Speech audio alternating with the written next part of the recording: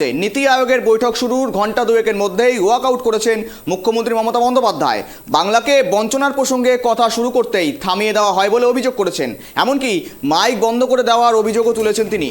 বৈঠক থেকে বেরিয়ে মুখ্যমন্ত্রীর দাবি, এনডিএ শরিকদের বেশিক্ষণ বলতে সময় দেওয়া হয়েছে, কিন্তু তাকে 5 মিনিটও বলতে দেওয়া হয়নি, এমনই অভিযোগ এনেছেন মুখ্যমন্ত্রী মমতা বন্দ্যোপাধ্যায়।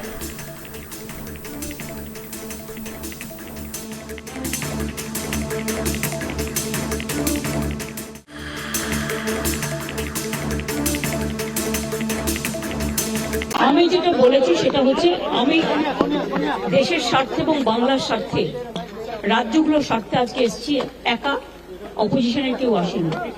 কিন্তু আপনাদের পরিষ্কারভাবে বলছি, আপনারা বাজেটে আমাদের বঞ্চনা করেছেন, আপনারা বাংলার সমস্ত উন্নয়নের প্রজেক্ট বন্ধ করে দিয়েছেন, আপনারা বিরোধী দলের কোনো রাজ্যকে কোনো সুযোগ দেন না, এবং আপনারা আমাদের 3 বছর ধরে 100 দিনের কাজ বন্ধ, প্রধানমন্ত্রী আবাস যোজনা বন্ধ, রুরাল রোড যোজনা বন্ধ, সমস্ত কিছু বন্ধ করে রেখেছেন। এমনকি ফুড সাবসিডি পর্যন্ত দেননি।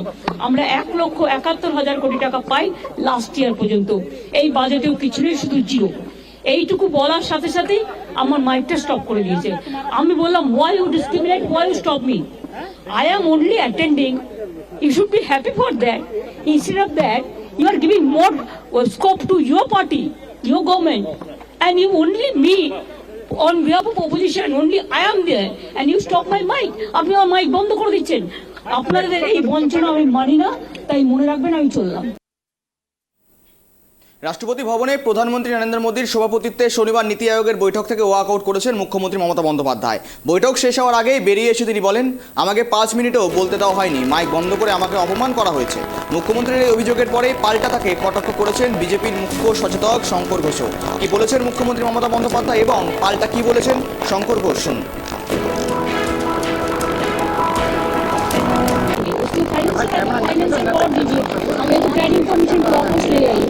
मैं अपने देखिए, मेरे लिए भी आपको कहना है कि अब 3 साल से हमारा 100 दिन का काम बंद करके रखा, अब रोड बंद करके रखा। ऐसे कोई गवर्नमेंट नहीं चाहते, गवर्नमेंट नहीं चाहते, एस्टिमेट नहीं करना चाहिए,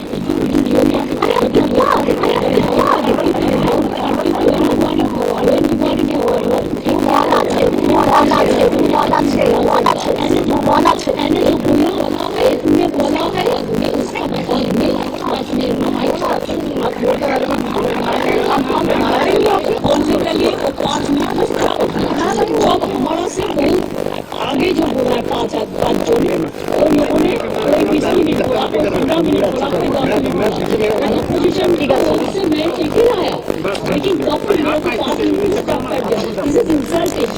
মুখ্যমন্ত্রী অসত্য ভাষণে পড়লেন। তিনি নবান্নে বসে দলীয় কর্মসূচি, কেন্দ্রের সরকারের বিরোধিতা সমস্ত কিছু করেন। রাজ্যে জেলাভিত্তিক প্রশাসনিক বৈঠক করেন, সেখানে বিরোধী দলের বিধায়ক এমপিদেরকে ডাকেন না।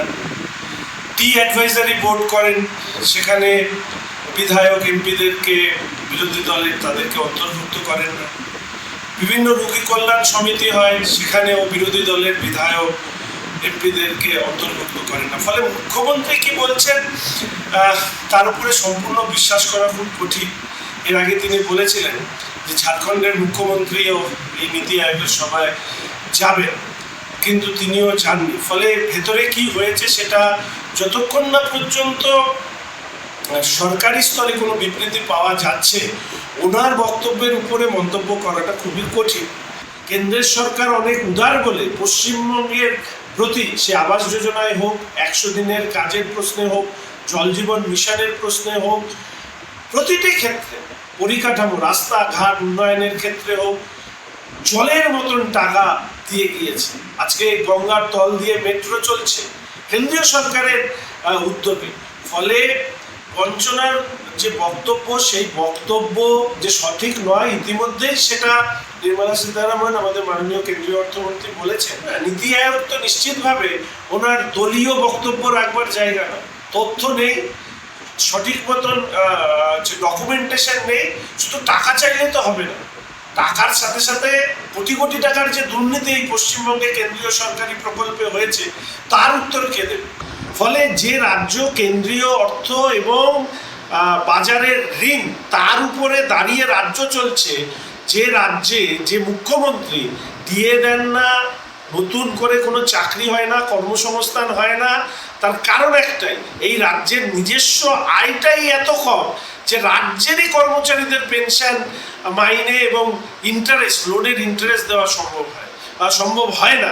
ফলে স্বাভাবিকভাবে মিথ্যে ভাষণে পটু রাজ্যের বর্তমান মুখ্যমন্ত্রী তিনি কি বলছেন তার উপরে বিশ্বাস না করে আগে নীতি আয়োগ থেকে সরকারি বিবৃতি আসুক, তারপরে নিশ্চিতভাবে আমি আমার